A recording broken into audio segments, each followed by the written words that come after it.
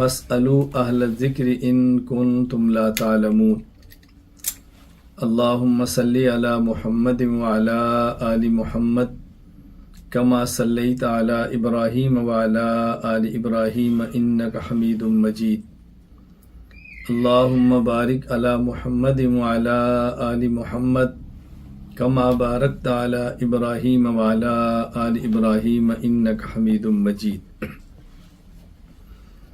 اللہ تعالیٰ کا احسان ہے کہ اللہ تعالیٰ نے ہمیں انسان بنایا اور مسلمان بنایا اور حضور اکرم صلی اللہ علیہ وسلم کا امتی بنایا اور علم دین سیکھنے کی توفیق عطا فرمائی اور دینی علم کا طالب علم بنایا۔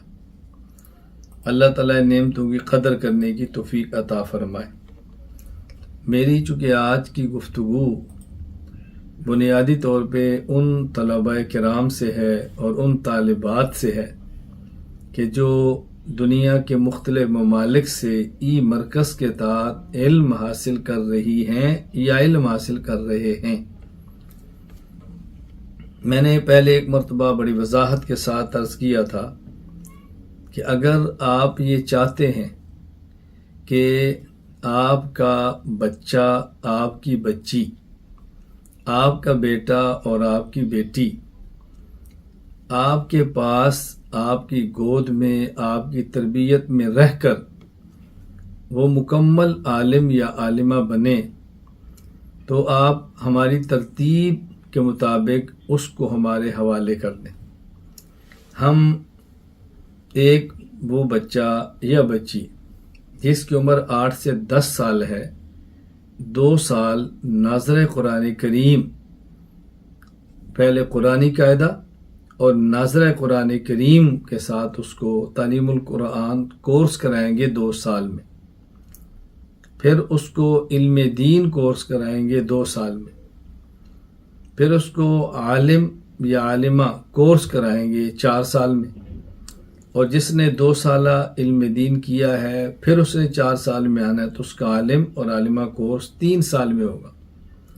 تو گویا تعلیم القرآن کورس 2 سال، علم دین کورس 2 سال اور عالم یا عالمہ کورس 3 سال۔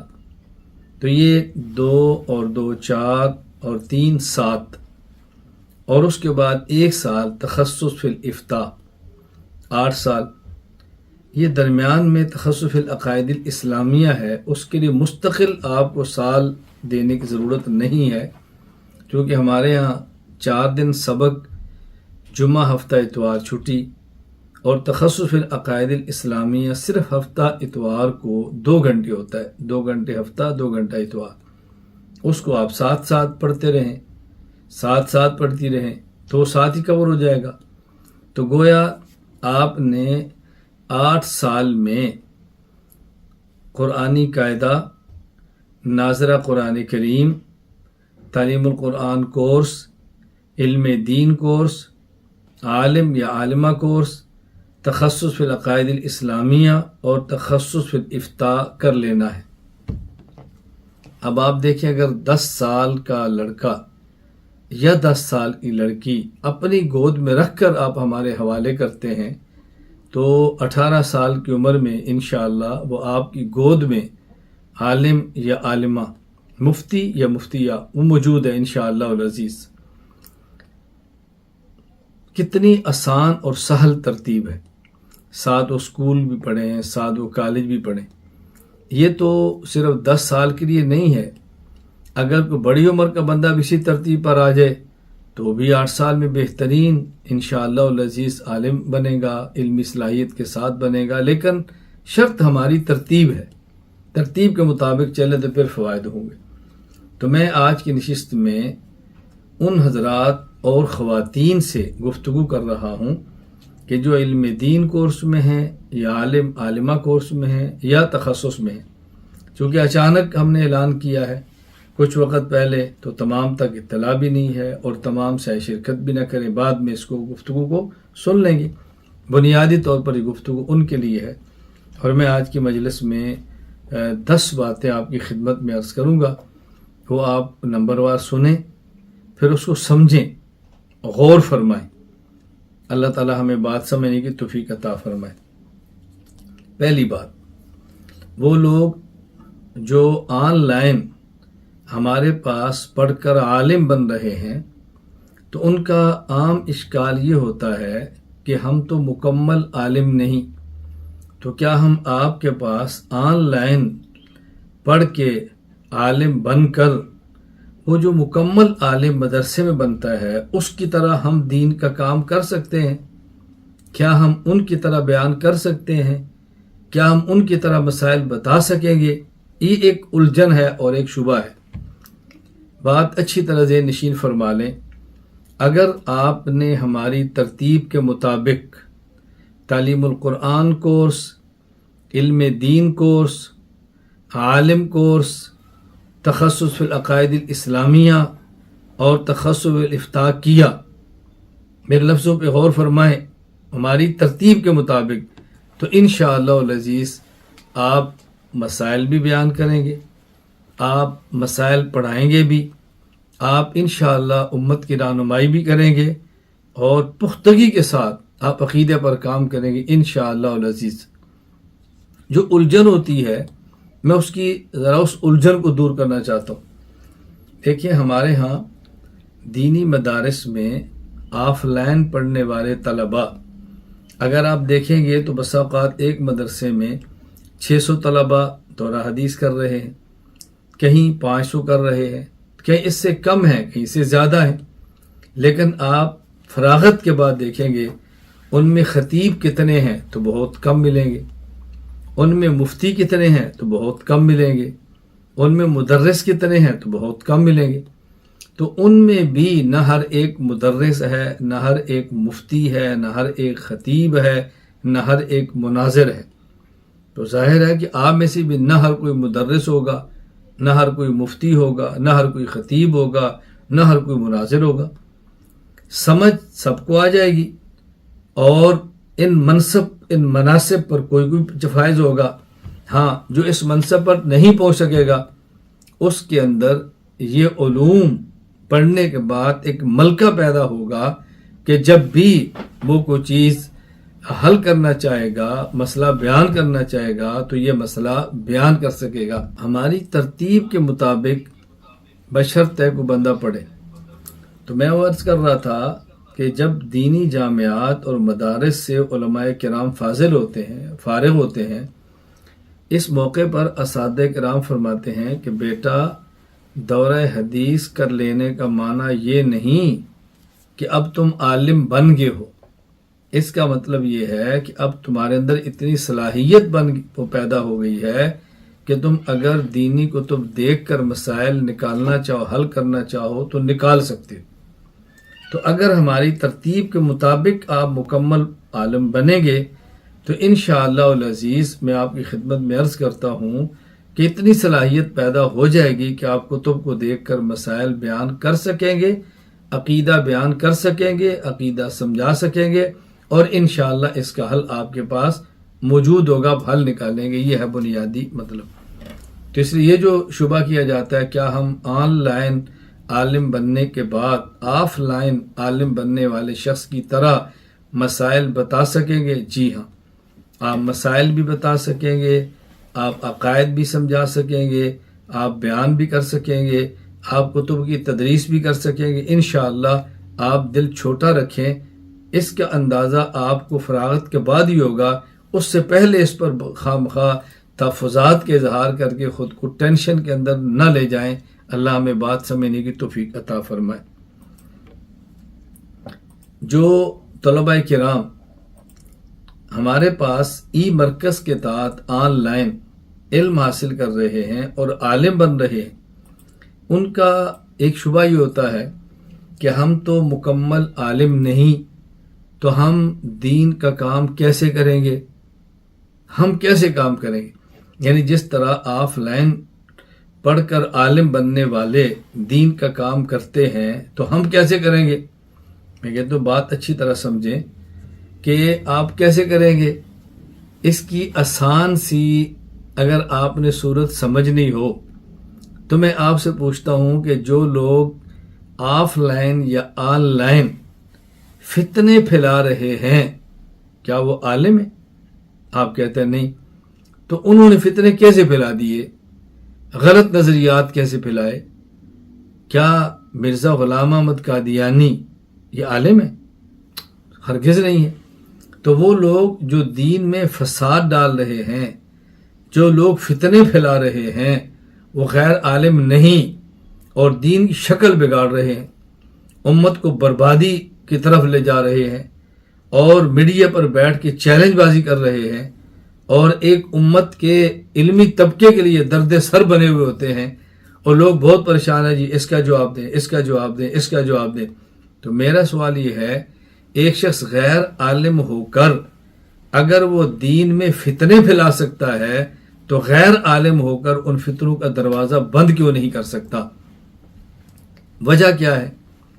وہ لوگ جو دین میں فتنے برپا کر رہے ہیں اور علماء نہیں ہیں، دین کا حلیہ بگاڑ رہے ہیں اور علماء نہیں ہیں، وہ خود کام نہیں کرتے، ان کی پشت پہ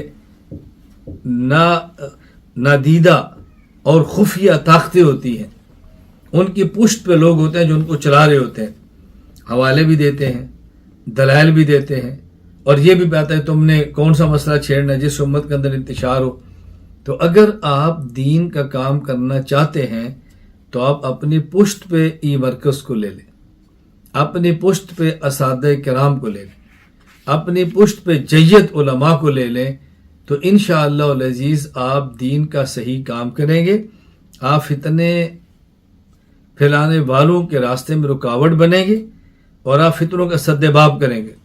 مختصر لفظوں میں یہ سمجھو کہ اگر کوئی شخص باضابطہ کسی مدرسے میں پڑھ کر عالم نہیں بنا اور اس کی پشت پناہی کرنے والے باطل لوگ ہیں اور وہ دین میں فتنے پھیلا رہے ہیں، اور آپ نے باضابطہ اگر کسی مدرسے میں رہ کر نہیں پڑھا اور اب آپ باضابطہ یہ مرکز ساتھ پڑھ رہے ہیں، تو اگر اپنی پشت پہ آپ مرکز کو لے لیں، اساتذہ کو لے لیں، کتب اور حوالہ جات کو لے لیں، تو انشاءاللہ آپ اشاعت دین کا کام بھی کریں گے، اور وہ لوگ جو میڈیا پر دین میں فتنے پھیلا رہے ہیں آپ ان کے راستے میں رکاوٹ بھی بنے گی انشاءاللہ۔ فرق کیا ہے؟ فرق کیا ہے کہ وہ لوگ جو دین میں فتنے پھیلا رہے ہیں ان نے 24 گھنٹے اوڑھنا بچھونا، ہر وقت کی فکر دین کو برباد کرنا بنا رکھے، اور جب ہم اسی طرح 24 گھنٹے اوڑھنا بچھوڑنا اور اپنی فکر دین کی حفاظت بنا لیں گے تو انشاءاللہ اللہ تعالی ہمیں دین کی حفاظت کے لیے قبول فرما لیں گے۔ تو جب ہم 3 گھنٹے پڑھیں گے اور اس کے بعد نام ہی نہیں لیں گے دین کا، 4 دن پڑھیں گے باقی 3 دن بات ہی نہیں کریں گے، تو ظاہر ہے پھر دین کا کام کیسے ہوگا؟ تو میں گزارش کرنا چاہتا ہوں کہ جس طرح آپ لوگ یہ کہہ رہے ہیں کہ ہم مکمل مدرسے میں رہ کر عالم نہیں بنے تو ہم فتنوں کو کیسے روکیں گے؟ تو میں آپ سے پوچھتا ہوں کہ جو فتنے پھیلا رہے ہیں کیا وہ کسی مدرسے میں رہ کر انہیں علم پڑھا ہے؟ وہ وسوسے پھیلا رہے ہیں، آپ نے وسوسے بند کرنے۔ آپ مثال کے طور پہ شبہات کا رد میں کرتا ہوں، شبہات کے جواب دیتا ہوں، اسلام پہ ہونے والے اعتراضات کا مدلل جواب دیتا ہوں، آپ ان کو سنیں، پھیلوں کو کھنگالیں، اپنی زبان میں اس کو نقل کریں تو آپ کی زبان بھی چلے گی، اور انشاءاللہ مجھے اللہ کی ذات سے امید ہے کہ آپ مجھ سے بھی بہتر طریقے پر آپ فتنوں کا رد کریں گے۔ تو آپ دل بڑا رکھیں، دل چھوٹا نہ کریں، دل بڑا رکھیں۔ ایک جو لوگ آن لائن علم پڑھ رہے ہیں، شبہ کرتے ہیں، یا ان کو شبہ کے اندر مبتلا کیا جاتا ہے، یا ان کے دل میں ایک وسوسہ ڈالا جاتا ہے کہ آن لائن کا تو فائدہ نہیں ہے، اصل تو علم آف لائن ہوتا ہے، اصل تو بیٹھ کر ہوتا ہے، اور استاد کی مجلس میں بیٹھ کر پڑھے تو اس کے فوائد ہی کچھ الگ ہوتے ہیں، اس میں روحانیت بہت ہوتی ہے، اور اس میں روحانیت نہیں ہے تو فائدہ کیا ہوگا؟ میری گزارش اچھی طرح سمجھ لیں، ظاہر ہے کہ جو مکمل فائدہ 24 گھنٹے استاد کے پاس رہنے سے ہو سکتا ہے وہ کچھ وقت استاد کو دینے سے نہیں ہو سکتا، لیکن جتنا وقت دیں گے اس کا فائدہ اتنا ہی ہوگا۔ میں اس کی ایک مثال دیتا ہوں۔ کتنے مدارس ایسے ہیں کہ جو غیر رہائشی ہیں، طلباء کرام پڑھتے ہیں 6 گھنٹے 7 گھنٹے 8 گھنٹے اور اس کے بعد گھروں میں چلے جاتے ہیں اور صبح پڑھنے کے لیے آ جاتے ہیں۔ تو ان کو کوئی بندہ یہ نہیں کہتا کہ دیکھو اصل تو وہ ہیں جو 24 گھنٹے مدرسے رہتے ہیں، ان کی رہائش بھی وہاں پر ہے، تم کچھ گھنٹے رہتے ہو پھر گھر آ جاتے ہو، تمہیں فائدہ کیا ہوگا؟ ہر ایک بندہ کہتا ہے نہیں فائدہ ہوگا، وہاں پڑھیں گے گھر آ کر مطالعہ کریں گے فائدہ ہوگا۔ تو اگر کوئی ایک بندہ 24 گھنٹے مدرسے میں رہتا ہے اور ایک کچھ وقت رہتا ہے اور باقی گھر چلا جاتا ہے، صبح مدرسے میں جاتا ہے پڑھ کے آتا ہے، اس پر اشکال نہیں ہے۔ اور اگر کوئی بندہ آن لائن کچھ وقت پڑھتا ہے اس پر اشکال کیوں ہے؟ مدارس میں کتنے مدارس ایسے ہیں جہاں 24 گھنٹے بچے رہتے ہیں قرآن حفظ کرتے ہیں، اور کتنی بڑی تعداد ان مدارس کی ہے کہ جہاں بچے 24 گھنٹے نہیں گزارتے، وہ والدین کے پاس ہوتے ہیں، صبح جاتے ہیں شام کو آ جاتے ہیں۔ اور کتنے مدارس ہیں جہاں بچے 2 گھنٹے کے لیے جاتے ہیں، تو ان کو کوئی بھی نہیں کہتا کہ 2 گھنٹے سے فائدہ کیا ہوگا، 1 گھنٹے کا فائدہ کیا ہوگا، چند گھنٹوں کا فائدہ کیا ہوگا۔ اور جب ہم نے دور دراز بیٹھنے والے ان لوگوں کے لیے ایک ترتیب بنائی ہے کہ جن کے لیے کسی مدرسے میں جا کر آف لائن اور فزیکل کلاسیں لینا مشکل تھا، تو اشکال کیے جا رہے ہیں جس کا فائدہ کیا ہوگا، اس کا فائدہ کیا ہوگا۔ بات سمجھنے کی کوشش کریں۔ اس لیے آپ ان خدشات کی پرواہ نہ کریں، ان وساوس کے شکار نہ ہوں، اور آپ دائیں بائیں مت دیکھیں، آپ خود دیکھیں کہ آپ کو فائدہ محسوس ہو رہا ہے یا نہیں۔ جب آپ نہیں پڑھتے تھے تو کیسے تھے، جب آپ نے پڑھنا شروع کیا تو پھر کیسے ہیں، آپ دیکھیں نا کتنا فائدہ ہو رہا ہے۔ اور بہت سارے لوگ ایسے ہیں، میں جانتا ہوں یہاں موجود بھی ہیں، کہ کسی کو 20 دن ہو گئے، کسی کو 15 دنوں میں ہے، کسی کو 5 دنوں میں ہے، کوئی سفارش پر تاخیر سے داخلے لے رہے ہیں۔ اور میرے علم میں ہے بعض مرد بھی ہیں بعض خواتین بھی ہیں، آئے دیر سے ہیں، 2 دن سبق پڑھے ہیں، ہمیں تو صرف سمجھ نہیں آ رہی، ہمیں تو نحو سمجھ نہیں آ رہی، یہ تو بہت مشکل ہے۔ مشکل تو ابتدائی طور پہ ہر فن ہی مشکل ہوتا ہے، ہر فن ہی مشکل ہوتا ہے۔ ایک وہ شخص جس نے قرآن کریم حفظ کیا ہے، مکمل عالم بنا ہے، 10 سال سے وہ دین کا علم پڑھا رہا ہے، لیکن وہ انگریزی نہیں جانتا، آپ اس کو صرف 40 دن کا کورس دے دیں انگلش لینگویج کا، تو کہے گا یار یہ تو بہت مشکل ہے۔ تو آپ ان کو کہیں گے حضرت آپ ذرا شروع تو کریں، میں آپ کے ساتھ ہوں، آپ دل بڑا رکھیں، آپ فکر نہ کریں، میں سکھاؤں گا بھی، بولوں گا بھی، آپ کو آ جائے گی انگلش۔ تو آپ سمجھا رہے ہوتے ہیں نا۔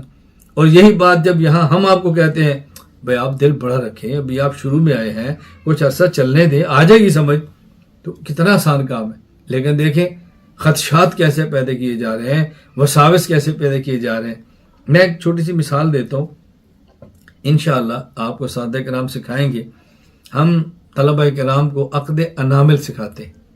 عقد انامل کا معنی کہ آپ نے یہ تو سنا ہے کہ نماز کے بعد 33 مرتبہ سبحان اللہ، 33 بار الحمدللہ، 34 بار اللہ اکبر یہ تسبیح پڑھنی چاہیے، اور سونے سے قبل بھی 33 بار سبحان اللہ، 33 بار الحمدللہ، 34 بار اللہ اکبر پڑھنا چاہیے۔ لیکن یہ پڑھیں کیسے؟ ہم عام طور پر یوں کہتے ہیں سبحان اللہ سبحان اللہ سبحان اللہ سبحان اللہ سبحان اللہ سبحان اللہ، یوں۔ میں سمجھاتا ہوں کہ نہیں، عقد انامل جو مسنون ہے اس کا طریقہ یہ نہیں ہے، اس کا طریقہ اور ہے۔ آپ اس کے مطابق 10 انگلیوں پر 10,000 کی گنتی گن سکتے ہیں، 10 انگلیوں پر 10,000 کی گنتی گن سکتے ہیں۔ اور جب میں نے کسی کو بھی سکھایا ہے تو شروع میں کہتے ہیں جی بہت مشکل ہے، کیوں؟ اب چونکہ مزاج نہیں ہوتا، میں تو دیکھ لو 1 2 3 4 5 6 7 8 9 10، اب مجھے عادت بن گئی ہے پڑھنے کی، الجھن نہیں ہے۔ جو پہلی بار آتا ہے اس سنگنین ایسے ایسے ایسے ایسے کر رہا ہوتا ہے، بہت سخت ہے۔ میں نے کہا بھی پہلا دن ہے، پہلا منٹ ہے، سخت ہوگا، آہستہ آہستہ ہو جائے گا۔ جب سمجھتے ہیں تو اس کے بعد اس طرح چلتے ہیں کہ آج بھی ہمارے اس عالم کورس کے اندر وہ ہمارے شاگرد اور میرے بہت پیارے شاگرد جن سے میں محبت بھی کرتا ہوں موجود ہیں۔ ان کی چھوٹی چھوٹی بچیاں 6 سال 8 سال کی، وہ بھی بحمداللہ تعالیٰ یقین نامل ایسی انگلیوں پر گر رہی، وہ بھی کہتے ہیں سائی دیکھیں ہماری بچیاں بھی سمجھ گئی ہیں، محنت کرے گی تو پھر ہوگا۔ اس لیے آپ یہ مت سوچیں کہ اس کا فائدہ نہیں ہوگا، فائدہ بہت ہوگا۔ اگر آن لائن اور دور بیٹھ کر ایک شخص کی غلاظت اثر انداز ہو سکتی ہے تو کسی عالم کا علم مؤثر کیوں نہیں ہو سکتا؟ کسی متقی کا تقوی مؤثر کیوں نہیں ہوگا؟ کسی بندے کی دینی فکر اور کڑن وہ مؤثر کیوں نہیں ہوگی؟ وہ ہماری زندگی کو کیوں نہیں بدلے گی؟ آپ اس کو سمجھنے کی کوشش کریں۔ میں اس پر ابتدائی اور افتتاحی گفتگو میں بڑی تفصیل سے بات کر چکا ہوں، میں دوبارہ اس کو دہراتا نہیں ہوں۔ میں صرف یہ کہہ رہا ہوں کہ آپ دل بڑا رکھیں، آن لائن سے فوائد بہت ہیں اور آپ فوائد محسوس فرما رہے ہیں۔ جو لوگ آن لائن علم حاصل کر رہے ہیں اور عالم بن رہے ہیں، وہ ذرا اس بات کو اچھی طرح سمجھیں کہ اگر کوئی طالب علم دینی مدرسے میں آف لائن کلاسیں لیتا ہے، فزیکل کلاسیں لیتا ہے اور وہ پڑھتا ہے، تو وہ طالب علم کیا کرتا ہے؟ جمعہ کو چھٹی، میں پاکستان کی بات کرتا ہوں، باقی ممالک کی بات نہیں کر رہا، جمعہ کے دن چھٹی اور 6 دن پڑھتا ہے، اور 6 دنوں میں وہ روزانہ 6 سے 8 گھنٹے پڑھتا ہے۔ اور آپ حضرات ہفتہ میں 4 دن پڑھتے ہیں، 3 دن چھٹی، اور پھر 4 دن بھی روزانہ 3 گھنٹے پڑھتے ہیں۔ اب ذرا بات سمجھنے کی کوشش کریں، اگر آپ چاہتے ہیں کہ علم پختہ ہو، اگر آپ چاہتے ہیں کہ فائدہ زیادہ ہو، اگر آپ چاہتے ہیں کہ فائدہ مکمل ہو، تو اس کا آسان طریقہ یہ ہے، نمبر 1، جب 4 دن سبق ہے اور 3 دن چھٹی ہے تو ای مرکز کی طرف سے چھٹی ہے، لیکن آپ ذہن بنا لیں کہ ہم نے 2 دن چھٹی نہیں کرنی، وہ آپ جمعہ ہفتہ بنا لیں، ہفتہ اتوار بنا لیں۔ جو 2 دن چھٹی کے ہیں وہ 2 دن چھٹی کرنے کی بجائے آپ وہ 2 دن انہی 3 گھنٹوں کا تکرار کریں، اور جو پورے ہفتے میں پڑھا ہے اس ہفتے کا تکرار کریں، دہرائی کی ترتیب بنائیں۔ ایک بات ذہن نشین فرما لیں کہ آن لائن عالم کورس میں جو حضرات شریک ہیں، اگر اس سے مکمل فائدہ حاصل کرنا چاہتے ہیں تو بات اچھی طرح سمجھ لیں۔ ایک وہ طالب علم جو دینی مدرسے میں پڑھتا ہے، آف لائن کلاسیں لیتا ہے اور فزیکل کلاسیں اس کی چلتی ہیں، تو وہ ہفتے میں 7 دن پڑھتا ہے، 6 سے 8 گھنٹے استاذ کے پاس بیٹھتا ہے، اور ای مرکز میں آن لائن عالم بننے والے ہفتہ میں 4 دن پڑھتے ہیں اور ہر روز 3 گھنٹے بیٹھتے ہیں۔ اب اگر یہ چاہیں کہ مکمل فائدہ حاصل کریں، اس کا حل یہ ہے کہ 4 دن تو آپ اساتذہ کرام سے پڑھتے ہیں، باقی 3 دن ان میں 1 دن آپ چھٹی کا رکھ لیں، اور 2 دن جمعرات، جمعہ ہفتہ اتوار، جو بھی ہو، جمعہ ہفتہ رکھ لیں، ہفتہ اتوار رکھ لیں، جو آپ کو سہولت ہو۔ باقی 3 دنوں میں سے 1 دن چھٹی کا کریں، اور 2 دن آپ نے جو 1 ہفتہ میں پڑھا ہے اس کا تکرار کریں، اس کو پختہ کریں۔ بہت سارے ایسے بھی طلباء ہیں کہ جو خود بھی پڑھتے ہیں، ان کی اہلیہ بھی پڑھتی ہے، دونوں ہیں، ایک گھر میں ہیں، ان کے لیے تکرار کیا مشکل ہے۔ بعض ایسے بھی ہیں کہ بھائی بھی ہے، بہن بھی ہے، والد بھی ہے، والدہ بھی ہے، یہ سب اکٹھے ہیں، تو بتائیں ان کے لیے کتنا آسان ہے اور کتنی سہولت سے آپس میں تکرار کر سکتے ہیں۔ اور بہت سے لوگ ایسے ہیں جو ایک ملک میں ہیں، ان کے لیے کتنا آسان ہے۔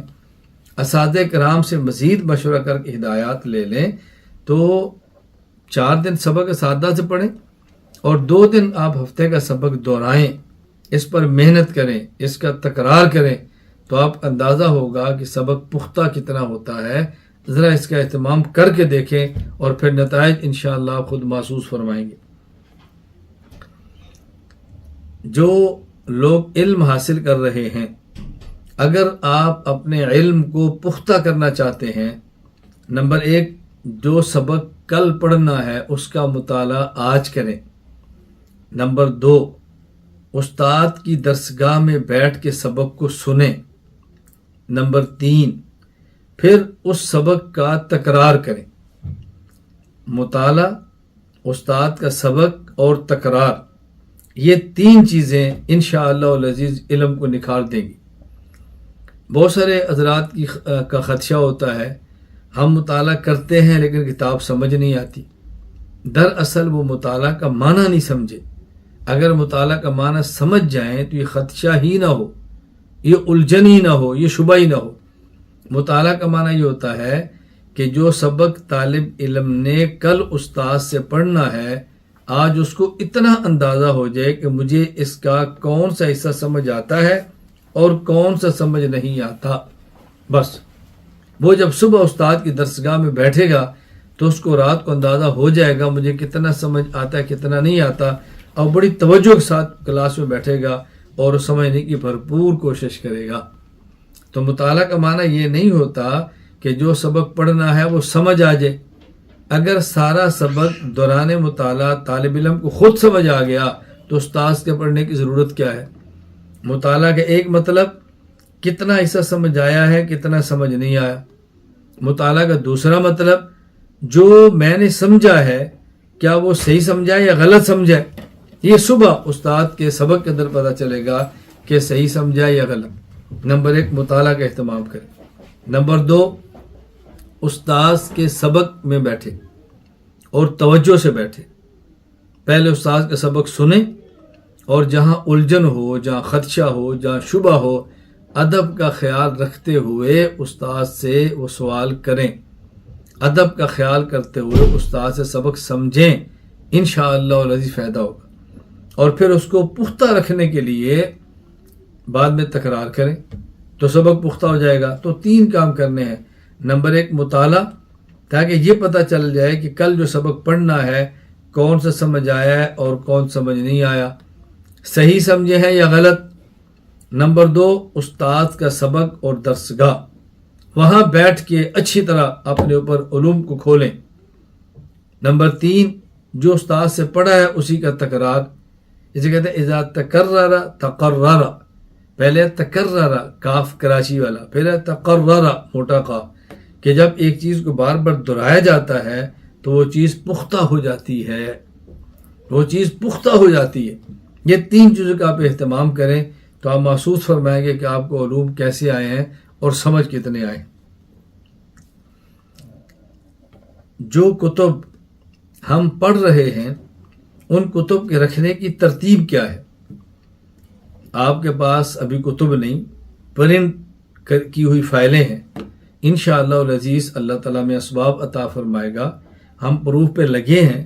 ہماری پوری ترجیح ہے کہ اس رمضان مبارک تک پروف مکمل ہو کے آئندہ سال جب طلباء 2 سالہ کے اندر آئیں تو ان کے ہاتھ میں پرنٹڈ چھپی ہوئی کتاب موجود ہو۔ آپ اس کے لیے دعا بھی فرمائیں کہ پروف کا کام بھی مکمل ہو جائے، اور دعا فرمائیں کہ اس کی طباعت کے لیے اللہ تعالیٰ میں اسباب بھی عطا فرمائے۔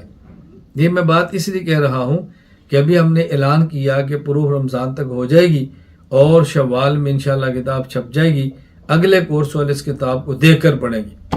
اگر خدا نخواستہ کوئی کتاب نہ چھپ سکی تو یہ آپ نے اعلان کیا تھا چھپی کیوں نہیں؟ ہم نے کبھی اعلان تو اس لیے کیا تھا کہ آپ دعا کریں اور دوا کریں۔ دعا تو شاید آپ نے کی ہوگی تو آپ نے تعاون کتنا کیا ہے؟ جی میں نے تو نہیں کیا، تو میں نے کہا پھر ہمارے پاس پیسے کہاں سے آئیں گے چھاپنے والے؟ وہ تو سب کے تعاون سے ہوگا نا۔ یہ بات اچھی طرح سمجھیں۔ انشاءاللہ العزیز ہمارا پختہ ارادہ ہے یہ کتابیں چھپ جائیں، لیکن جب تک نہیں چھپتی جو آپ پرنٹ نکالتے ہیں فائل کا، اس کو رکھنا کیسے ہے؟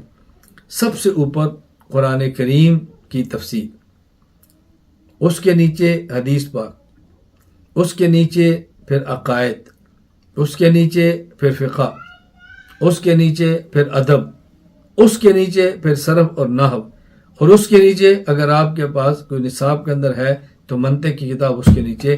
اس ترتیب سے رکھنا ہے۔ ایک ہے علوم عالیہ اور ایک ہے علوم عالیہ۔ عالیہ علوم سے جو بلند و بالا ہے، قرآن، حدیث، عقائد اور فقہ۔ ایک ہے علوم عالیہ اعلیٰ سے، یہ علوم عالیہ کو سیکھنے کا ذریعہ صرف ہے، نحو ہے، عربی ادب ہے، منطق ہے۔ یہ قرآن کریم، حدیث پاک اور فقہ کو سیکھنے کا ذریعہ ہے۔ تو سب سے اوپر علوم عالیہ، پھر علوم عالیہ میں سب سے اعلیٰ قرآن، پھر حدیث، پھر عقائد، پھر فقہ، پھر اس کے بعد علوم عالیہ جو ذریعہ ہے. کتاب رکھنے کا بھی خیال رکھیں کہ ہم نے کتاب کو کیسے رکھنا ہے. پھر جب کتاب آپ نے رکھی ہو تو کتاب رکھتے وقت بھی اس بات کا خیال کریں کہ کتاب سیدھی رکھیں، الٹی نہ رکھیں، کتاب کو سیدھا رکھیں، سیدھا لگائیں. اس کا بہت زیادہ خیال کریں.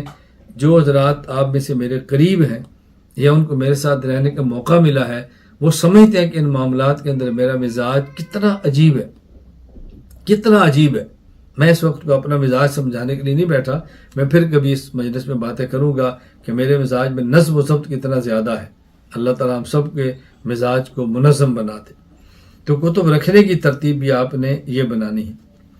ایک بات کا خیال کریں کہ جب کتاب کا مطالعہ کرنا ہے یا جب کتاب کا استاد سے سبق پڑھنا ہے یا کتاب کا تکرار کرنا ہے، کوشش کریں کہ مطالعہ بھی باوضو ہو، سبق بھی باوضو ہو، تکرار بھی باوضو ہو، حتیٰ کہ جو علم ہم نے پڑھنا ہے اس علم کی جو بھی کتاب ہو اس کو باوضو ہو کر اپنے ہاتھ میں رکھیں. اس لیے کہ یہ دین ہے، یہ شریعت ہے اور یہ پاک ہے. اس کے لیے ہمارے باطن اور ظاہر کو پاک ہونا چاہیے. تو جس قدر ان باتوں کا خیال رکھ کے مطالعہ کریں گے انشاءاللہ کتاب کھلے گی، دستگاہ میں استاذ کا علم کھلے گا، سبق سمجھ آئے گا. آپ دیکھیں تو مطالعہ بھی باوضو کرنا ہے، سبق بھی باوضو بیٹھ کے پڑھنا ہے اور تکرار بھی باوضو کرنا ہے.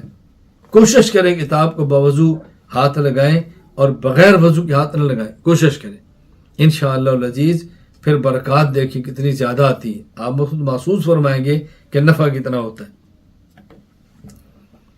اس بات کا بھی خیال فرمائیں کہ ہم جو علم حاصل کر رہے ہیں، ہمارے علم کے حاصل کرنے کا ذریعہ نمبر 1 کتاب، ہمارے علم کا حاصل کرنے کا ذریعہ وہ مکتب، ڈیسک اور طبائی جس کے اوپر کتاب رکھتے ہیں.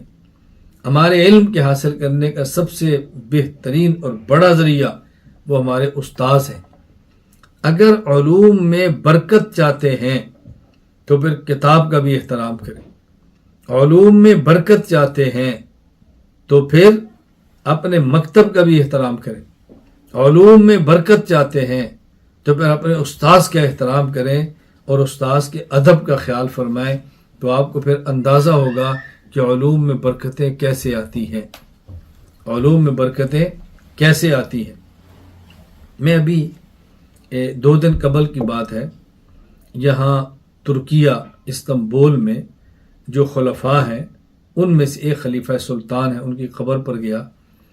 تو کبھی آپ تشریف لائیں تو میں آپ کو چیزیں دکھاؤں انشاءاللہ. کبھی آنا ہو تو پہلے رابطہ کریں پھر تشریف لائیں اور منظم ترتیب کے ساتھ آئیں. خیر، تو خلیفہ سلطان سلیم جو ہیں ان کی بالکل قبر کے اوپر رکھا ہوا ہے ان کی جو قمیص ہے وہ، اور پھر اوپر شیشہ لگا ہوا ہے، یعنی قبر کے اوپر قمیص ہے، اوپر شیشہ ہے تاکہ آدمی اوپر جا کر قمیص کو نہیں دیکھ سکتا، اور شیشے میں سے پھر قمیص نظر آتی ہے. اور ان کے سر کی طرف ایک عبارت لکھی ہے ترکی میں جس کا ترجمہ کیا ہے کہ سلطان سلیم ایک سفر میں تھے، اپنا استاد بھی ان کے ساتھ تھا. استاد کا گھوڑا بھتکا جس سے استاد گرے اور کیچڑ اٹھا اور وہ سلطان سلیم کی قمیص پہ لگا. تو لوگ دوڑے کہ بادشاہ کی قمیص ہے. انہوں نے کہا نہ، اس کو نہیں دھونا، اس کو چھوڑ دو. اس پر میرے استاذ کے گھوڑے کے قدم سے اٹھنے والا جو کیچڑ ہے یا استاد کے گرنے سے جو کیچڑ ہے وہ میری قمیص پہ لگا ہے، اور اس نے وصیت کی کہ اس قمیص کو میری قبر پہ رکھ دینا. اور وہ اس کی قبر پر آج بھی قمیص موجود ہے. جو میں وہاں ترکی تحریر کا مطلب سمجھاؤں وہ اس سے ملتا جلتا ہوگا. یہ ہے ایک بادشاہ وقت استاذ کا ادب کر رہا ہے. تو اب بتاؤ پھر علم کیسے نہیں آئے گا؟ آپ ذرا علوم دیکھیں نا کہ کس طرح ادب ہوتا ہے استاذ کا. اور کتب کے ادب کا میں کیا بتاؤں. خاتم المحدثین علامہ انور شاہ کشمیری رحمۃ اللہ علیہ، اتنا بڑا عالم، اتنا بڑا حافظہ اتنا بڑا دماغ میں کیا آپ کو بتاؤں. حضرت علامہ کشمیری رحمۃ اللہ علیہ کا جب مرزائیوں کے ساتھ مناظرہ بہاولپور کی عدالت میں ہوا، پھر کبھی مجھے آپ یاد کرانا، میں انشاءاللہ تفصیل سے واقعہ آپ کو سناؤں گا. تو وہاں مرزائی مناظر نے ایک کتاب کا حوالہ پیش کیا. علامہ انور شاہ کشمیری رحمۃ اللہ علیہ نے جج سے فرمایا کہ یہ حوالہ غلط پڑ رہا ہے، یہ عبارت اس کتاب کے اندر یوں نہیں ہے. تو جج نے کہا کہ حضرت آپ کے پاس وہ کتاب نہیں ہے، آپ کیسے کہتے ہیں غلط پڑھ رہا ہے؟ حضرت نے فرمایا تم کتاب منگوا لو، اگر میں بات غلط کر رہا ہوں میں شکست لکھ دوں گا. میں نے اس کتاب کا 36 سال پہلے مطالعہ کیا تھا. یہ جو عبارت پڑھ رہے غلط پڑھ رہے، میں نے 36 سال پہلے مطالعہ کیا تھا اور میں کہتا ہوں غلط پڑھ رہے. آپ بتائیں کتنا بڑا حافظہ تھا علامہ کشمیری رحمہ اللہ تعالیٰ کا. سوچے ذرا، حضرت علامہ کشمیری رحمۃ اللہ علیہ مصر دورے پر گئے اور وہاں جامعۃ الازہر گئے. حضرت نے وہاں ایک فقہ کی کتاب دیکھی اور فرمایا کہ اس کتاب کو مجھے اجازت ہو میں ہندوستان لے جاؤں اور وہاں سے چھپوا کر یہ کتاب آپ کو واپس بھجوا دوں گا. تو انہوں نے کہا جی آپ مطالعہ کر سکتے ہیں، ساتھ لے جا سکتے. حضرت شاہ صاحب نے مطالعہ فرمایا اور مطالعے کی بنیاد پر ہندوستان آ کے اس کتاب کو لکھوایا اور چھپوا کر جامعۃ الازہر بھجوائی کہ میں نے اس کتاب کو چھپوا دیا ہے. کتنا ذہین آدمی ہوگا. میں ایسے دیوبندیت کے گیت نہیں گاتا، میں ایسے دیوبندیت کے نعرے نہیں لگاتا. آپ نے دیوبند کو سنا اور پڑھا ہی نہیں، ورنہ آپ کو سمجھ آتی میں یہ بات کیوں کہتا. کتنے بڑے آدمی. اور حضرت شاہ صاحب رحمۃ اللہ کتاب کا مطالعہ فرماتے. آپ ذرا ادب دیکھیں، ادب. مثلا شاہ صاحب یوں بیٹھے ہیں اور یہ کتاب ہے. آپ کبھی پرانی کتب کسی دینی مدرسے کے دے کر دیکھیں تو اس پر حاشیہ لگا ہوتا ہے، کبھی ایسے یوں حاشیہ ہوتا ہے یوں.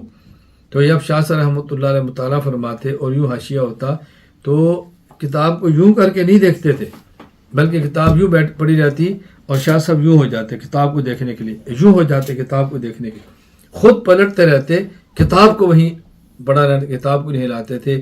یہ کتاب کا ادب تھا. پھر علم دیکھیں. اس لیے اگر علم حاصل کرنا چاہتے ہیں تو کتاب کا بھی ادب ہو، مکتب اور طباعی کا بھی ادب ہو اور اپنے استاذ کا بھی ادب ہو. آپ دیکھیں علم کیسے آتا ہے.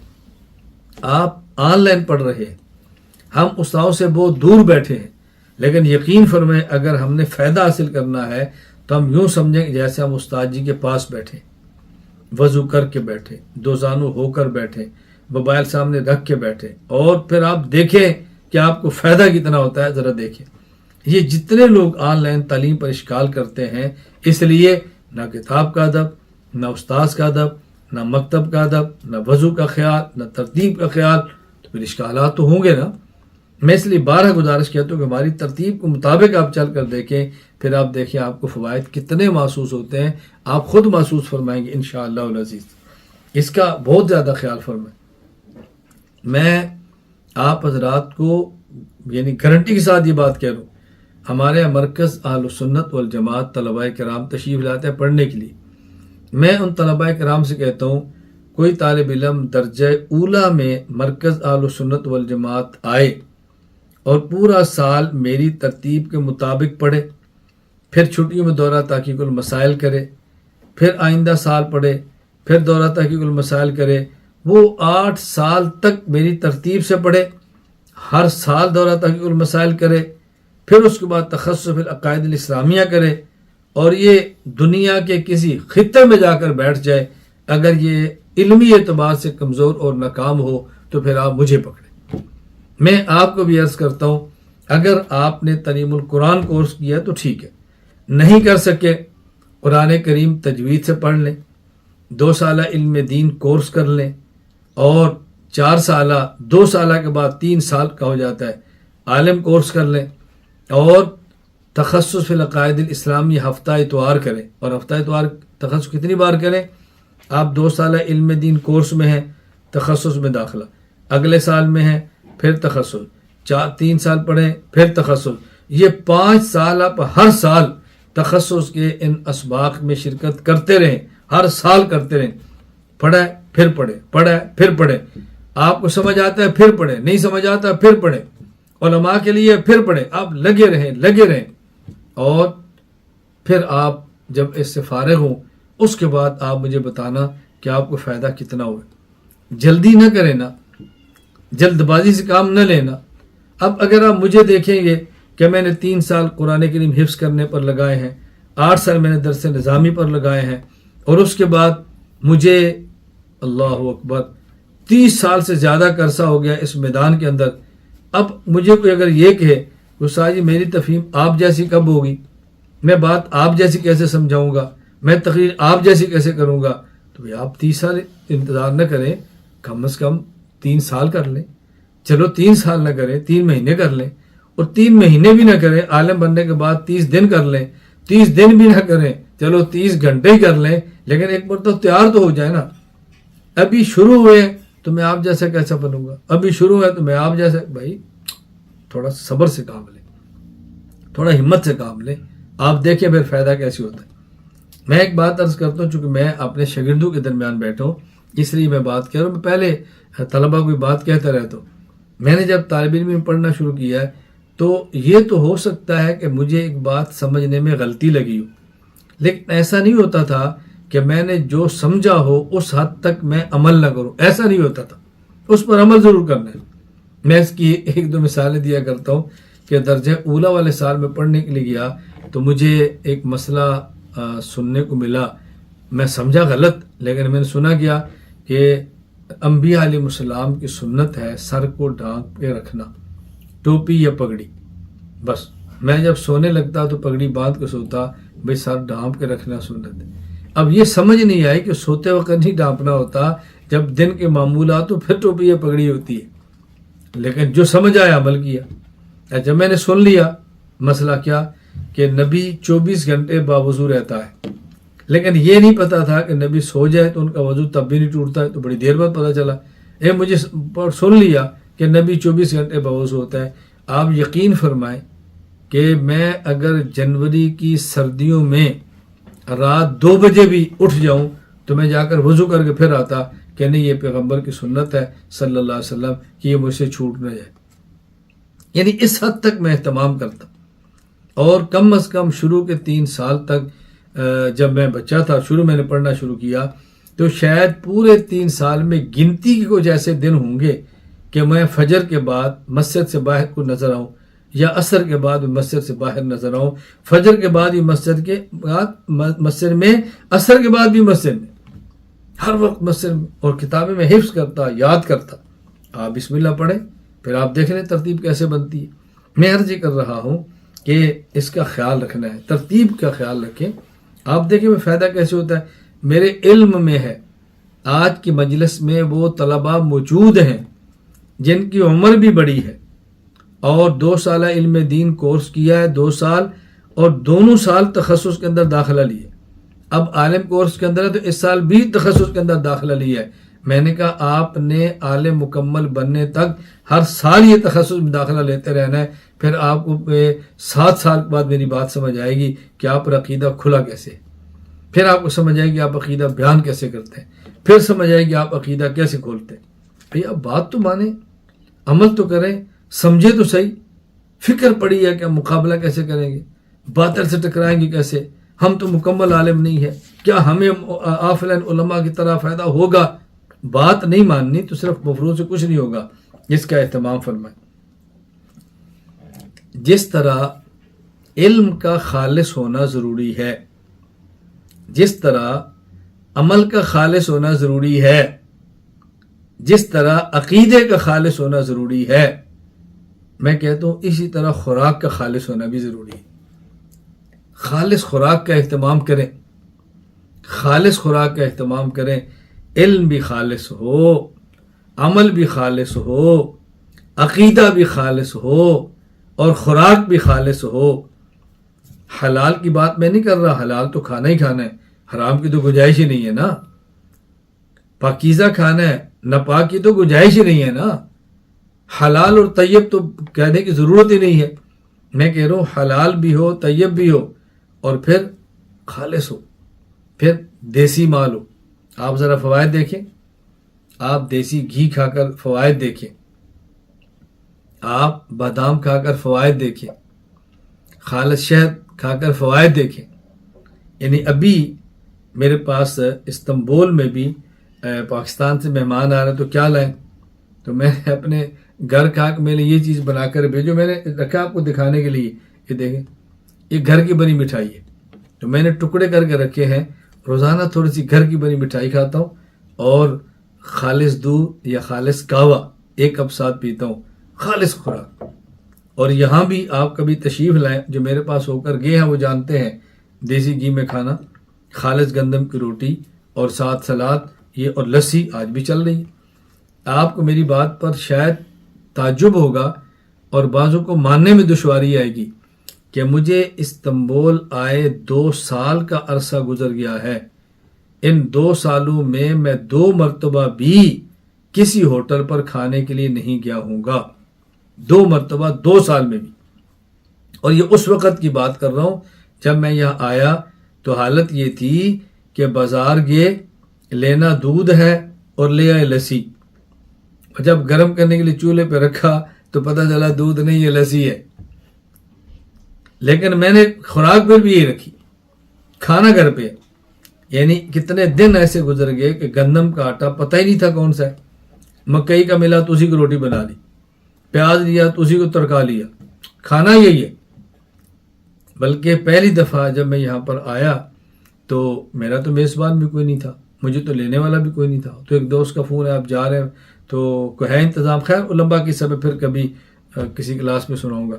خیر تو میں ایک اپنے پختون میزبان کے یہاں پہنچا جس سے میرا پہلا تعارف نہیں، کسی نے مجھے نمبر دیا، تو تقریباً میں ان کے پاس کوئی غالباً 11 بجے 12 بجے گھر پہنچا دن کو، تو انہوں نے کہا مولانا صاحب 1000 لیرہ لے لیں، نہ آپ جب نیچے جائیں گے تو کھانا کھا لیں، اور میں ذرا دفتر جا رہا ہوں تو میں رات 9 بجے آؤں گا۔ میں اور گھر والے میرے ساتھ تھے، ہم نے کہا نیچے کیا جانا ہے، جو انڈا پڑا ہے اس کو گرم کر لو، جو قہوہ پڑا ہے اس کو گرم کر لو، پی لیتے ہیں۔ تو میں سفر کر کے آیا اور دن 11 یا 12 سے لے کر رات 9 بجے تک میں نیچے نہیں گیا۔ وہ آیا تو اس نے کہا جی کھانا، میں نے کہا کھانا کیا ہے، تو چھوٹا دن اتنا لمبا دن تھوڑا ہی، ہم نے تو نیند پوری کی ہے، اور میں نے اس کو کیا کہنا تھا۔ وہ آ کر پھر مجھے لے کر گیا جی کھانا کھاؤ۔ میں بات یہ سمجھانا چاہ رہا ہوں کہ 2 سال میں 2 مرتبہ بھی میں از خود کھانے کے لیے کبھی ہوٹل پہ نہیں گیا۔ ہاں کبھی ہوٹل پہ گیا ہوں تو کب، مثلا میرے مہمان آئے ہیں، وہ مجھ سے دور ہیں اور کہتے ہیں مولانا صاحب ہمیں ملنے کے لیے آج ہمارے لیے آنا مشکل ہے، وہاں گئے تو ان نے کھانا تھا تو ان کے ساتھ مجھے بھی کھانا پڑا، یا کوئی میرے پاس ایسے مہمان آئے کہ جن نے کسی خاص ڈش کا نام سنا تھا، اس کے بغیر وہ رہ نہیں سکتے تھے، تو ان کو کھلانے کے لیے گیا ساتھ مجھے کھانا پڑا۔ اس طرح کی صورت تو ہو سکتی ہے، وگرنہ میرے بسا اوقات مہمان آتے ہیں اور میں اگر ان کو ملنے کے لیے جاؤں تو میں کوشش کرتا ہوں ان کے لیے بھی گھر سے کھانا بنا کر ہوٹل میں لے جاؤں، اور یقین فرمائے مجھے بعد میں کہتے ہیں کہ مولانا صاحب بڑے دن گزر گئے لیکن کھانا آج کھائے۔ میں سمجھانا ہی چاہ رہا ہوں، علم بھی خالص ہو، عمل بھی خالص ہو، عقیدہ بھی خالص ہو، آپ نے اہتمام کرنا ہے کہ خوراک بھی خالص ہو۔ انشاءاللہ العزیز جب علم، عمل، عقیدہ یہ خالص ہوگا تو روحانیت خالص ہوگی، اور جب خوراک خالص ہوگی تو جسمانیت خالص ہوگی، تو جب جسمانیت بھی خالص ہے، روحانیت بھی خالص ہے، تو ہم یہ تو اللہ سے دعائیں مانگتے ہیں، ربنا آتنا فی الدنیا حسنہ وفی الآخرۃ حسنۃ وقنا عذاب النار۔ اللہ دنیا بھی دے اچھی دے، اللہ آخرت بھی دے تو اچھی دے۔ تو میری آپ سے گزارش یہ ہے کہ آپ کوشش کریں خوراک خالص کا اہتمام کریں۔ میں ابھی چند دن قبل مرکز کے طلباء سے گفتگو کر رہا تھا، میری عادت ہے میں طلباء کرام سے ایک کلاس میں بات کرتا ہوں، ایک کا نام لیتا ہوں، پوچھتا ہوں، آپ سے بھی انشاءاللہ کروں گا، بات ہوتی رہتی ہے، پھر ان کی بات سنتا بھی ہوں اور وہ بڑے خوش بھی ہوتے ہیں۔ تو میں چونکہ طلباء سے بات کر رہا تھا اور گھر والوں کو میں نے کہا تو انہوں نے مجھے نا دیسی انڈا وہ دیسی گھی میں آملیٹ سا بنا کر نا مجھے دیا، تو میں جان وہ طلباء کو ایسے نا دکھا کر کھا رہا تھا۔ میں نے کہا دیکھیں میں کیا کھاتا ہوں، دیکھو ذرا، یہ انڈا ہے اور دیسی گھی میں ہے۔ تو میں نے کہا میری عادت ہے میں اٹھنے والے سوالوں کے جواب دے دیتا ہوں نا، تو تاکہ طلباء کو الجھن نہ ہو۔ میں نے کہا اب آپ کے ذہن میں آنا استاد جی آپ کے پاس تو پیسے ہیں نا، آپ تو دیسی انڈے کھا سکتے ہیں، ہم غریب طالب علم میں کہاں سے کھائیں گے؟ میں نے کہا یہ بتاؤ کہ یہ دیسی انڈا کتنے کا ملتا ہے؟ کہا جی 20 روپے کا۔ میں نے کہا ایک کپ چائے کتنے کی ملتی ہے؟ کہتے ہیں جی 40 روپے کی۔ میں نے کہا میں چونکہ مالدار آدمی ہوں تو میں 20 روپے کا دیسی انڈا کھا لیتا ہوں. آپ چونکہ غریب آدمی ہیں تو آپ دن میں 40 روپے کا 1 کپ اور 80 کے 2 کپ چائے کے پی لیتے. میں نے کہا بیٹا مجھ میں اور آپ میں فرق یہ ہے، میں چونکہ مالدار ہوں تو 20 روپے کا انڈا کھاتا ہوں، آپ چونکہ غریب ہیں تو 40 روپے کی چائے پیتے ہیں. تو میں نے کہا بھی جب انڈا خالص کھائیں گے تو نتیجے انڈے والے ہوں گے، اور جب چائے پئیں گے تو نتیجے چائے والے ہوں گے. پھر آپ کہتے ہیں میں پیشاب بہت آتا ہے، پھر آپ کہتے ہیں ہمارا مثانہ خراب ہو گیا، پھر کہتے ہیں گرمی پیدا ہو گئی ہے. تو اس میں قصور کس کا ہے؟ اب آپ کے ذہن میں آئے گا جی انڈا بھی تو گرم ہوتا ہے نا، لیکن آپ نے یہ نہیں سوچنا کہ ساتھ دیسی گھی بھی لگا ہوا ہے. پھر آپ نے یہ نہیں سمجھنا یہ اس کی گرمی اور ہے، چائے کی گرمی اور ہے، اس میں خشک کے ساتھ پتی ملی ہوتی ہے، اس کی گرمی کے ساتھ تری ملی ہوتی ہے، اور تری اس کی گرمی کو سیٹ کر کے بالکل لائن پہ چڑھا دیتی ہے. خیر میں اس وقت آپ کو حکمت کے نسخے نہیں بتا رہا، میں صرف یہ کہہ رہا ہوں کہ خوراک خالص استعمال کریں، پھر آپ ذرا نتائج دیکھیں کہ کتنے اچھے ملتے. میری آخر میں آپ سے گزارش یہ ہے کہ ہم نے جو بھی کرنا ہے اللہ سے مانگنے کا اہتمام بہت کرنا، دعاؤں کا اہتمام بہت کرنا. اللہ سے بہت مانگ، اللہ سے بہت مانگ، اللہ سے بہت مانگ، اور اللہ سے مانگنا ہے. دعائیں مانگنی ہیں، دعائیں پڑھنی نہیں ہیں. ایک ہوتا ہے دعا کا پڑھنا، ایک ہے دعا کا مانگنا. ہم تشہد میں بیٹھے ہیں قعدہ میں تو ہم التحیات پڑھتے ہیں، پھر درود پاک پڑھتے ہیں، اور اس کے بعد پھر دعا پڑھتے ہیں. نہ، التحیات پڑھ لیں، درود پاک پڑھ لیں، اور پھر دعا مانگیں. تو ہم دعا مانگنے کے بجائے دعا پڑھتے ہیں. رب جعلنی مقیم الصلاۃ، اللہم انی ظلمت نفسی ظلما کثیرا. یہ دعائیں پڑھنی نہیں ہے، یہ دعائیں مانگنی ہے. اسی طرح نماز کے بعد دعا مانگنی ہے. دعا مانگنا اور ہے اور دعا پڑھنا اور ہے. اللہ تعالیٰ سے مانگنا ہے، اور اللہ سے خوب مانگنا ہے، اور گڑ گڑا کے مانگنا ہے. بس ایسے مانگے جیسے آدمی لجاجت سے مانگتا ہے. مجھے چند دن قبل مجھ سے بیعت ایک بچی تھی، ان نے میسج کیا کہ استاد جی بہت کوشش کرتی ہوں لیکن رونا نہیں آتا، میں بہت پریشان. میں نے کہا کوشش کرتی رونے کا بیٹی یہ تو اچھی بات ہے، اور پریشان ہو یہ بری بات ہے. کیوں؟ میں نے کہا اس لیے اچھا میں خواتین کے وائس میسج نہیں سنتا، اگر یہاں خواتین سن رہی میری بات کو اچھی طرح جانتی ہیں، یہ تو مجھے لکھ کے بات بھجوائیں اور لکھ کے بات سنیں. لکھ کے بات، میں اگر جلدی میں ہوگا تو وائس کہہ دوں گا، آپ لکھ کے بات کریں. تو خیر میں نے کہا بیٹی رونے کی کوشش کرتی ہے یہ تو ٹھیک ہے، اور رونا نہیں آتا پریشان ہوئی ٹھیک نہیں ہے.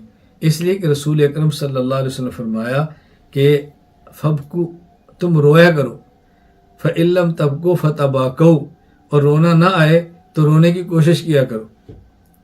تو صرف رونا نہیں ہے، رونے کی کوشش بھی کافی ہے. کبھی آدمی رو لیتا ہے، کبھی رونے والا منہ بنا لیتا ہے. تو جب رسول اکرم صلی اللہ علیہ وسلم، میں آپ کے لفظ کبھی کبھی بولتا ہوں، نہ میں انگریزی الفاظ نہیں بولتا، نہ ہی مجھے انگریزی آتی ہے، نہ ہی میں کوشش کرتا ہوں بولے، مجھے آئے میں تب بھی نہیں بولتا، لیکن بس اوقات سمجھانے کے لیے آپ کے لفظ بول لیتا ہوں کہ جب اللہ کے نبی صلی اللہ علیہ وسلم نے دوسرا آپشن دیا ہے تو آپ ایک آپشن پہ اس کو کیوں نہیں لے رہے؟ آپ فرما رہے ہیں کہ رو نہیں آتا تو رونے کی کوشش کرو اور رونے والا چہرہ بناؤ. آپ کہتا نہیں میں نے کوشش نہیں کرنی، بس میں نے رونا ہی ہے. تو اس کا ہمارے پاس کیا علاج ہے بھائی؟ اپنے لیے کیوں مسائل پیدا کرتے ہو؟ تو دعاؤں کو بہت زیادہ اہتمام کریں. اللہ تعالیٰ مجھے بھی اور آپ کو بھی علم نافع عطا فرمائے، عمل صالح متقبل عطا فرمائے، رزق واسع طیب عطا فرمائے. آپ میرے لیے دعا کریں، ای مرکز کے لیے دعا کریں، اساتذہ کرام کے لیے دعا کریں، میں آپ سب کے لیے دعا کروں، ہم ایک دوسرے کے لیے دعا کریں تاکہ اللہ تعالیٰ ہمیں اور ہماری نسلوں کو دین کی مقبول خدمت کی توفیق عطا فرمائے. وآخر دعوانا ان الحمد للہ رب العالمین.